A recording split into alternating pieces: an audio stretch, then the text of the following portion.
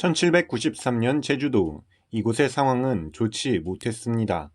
새 고을에서만 600명이 굶어 죽을 정도로 심각한 흉년을 겪어야만 했기 때문입니다. 조정에 올라온 장계에 따르면 이렇습니다.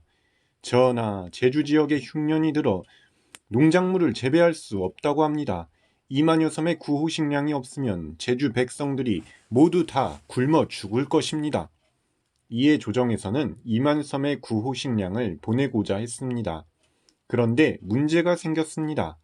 수송선박 5척이 침몰하면서 구호 식량을 보낼 수 없었기 때문입니다. 이 소식을 들은 제주도 주민들은 실망했습니다. 그런데 한 거상이 말했습니다.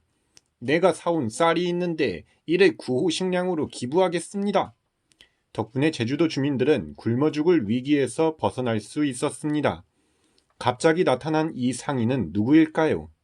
이 상인은 제주 특산물인 귤, 미역, 말총, 가세재료인 양태를 육지의 옷감, 장신구, 화장품과 교환하여 판매하는 상업에 종사해 거상의 자리에 올랐던 사람이었습니다. 상인은 미래를 잘 예측했습니다. 알다시피 조선시대는 상인을 천시하는 문화가 강했습니다. 그래서 처음 장사를 시작하고자 했을 때 모두가 말렸습니다. 하지만 상인은 이제 상업의 전성시대가 찾아올 것을 예측했습니다.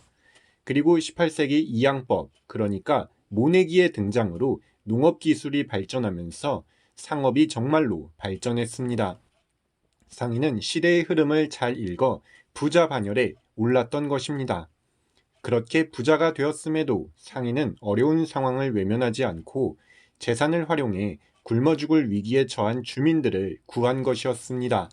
평소 경제적 부유함은 하늘의 은덕이라고 생각하여 검소하게 살았던 마음가짐이 있었기에 이러한 결정을 내렸던 것 아닐까 생각합니다. 당시 조선의 임금이었던 정조는 상인의 선행을 칭찬했습니다. 특히 수송선박의 침몰로 고심에 빠져 있었기 때문에 정조는 상인을 크게 칭찬했습니다. 기하자 1,100여 명을 구하였으니 기특하다. 상인의 소원을 들어주라. 라는 어명을 내렸습니다. 상인의 소원은 한양에서 궁궐을 보고 금강산을 구경하는 것이었습니다. 당시 제주도민은 관의 허락 없이 섬 밖으로 나가지 못하는 규칙이 있었기에 상인은 여행하고 싶다는 열망이 무척 컸습니다.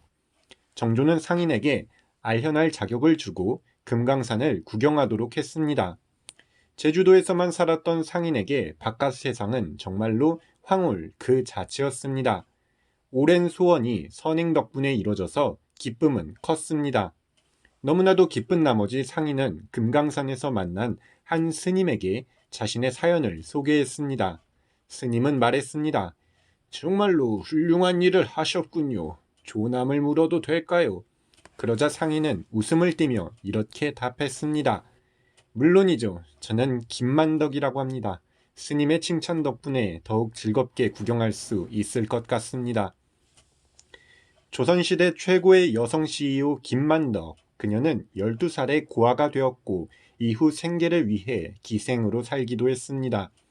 그러나 현실에 절망하지 않고 장사 수완과 시대적 흐름을 잘 읽어 부자의 길을 걷게 되었습니다. 그리고 어린 시절 경제적으로 어려운 상황을 기억했기에 어려운 분들을 외면하지 않고 선행을 베풀어 결국 그녀의 평생 소원이었던 한양과 금강산 여행을 갈 수 있었습니다. 오늘도 시청해 주셔서 감사합니다.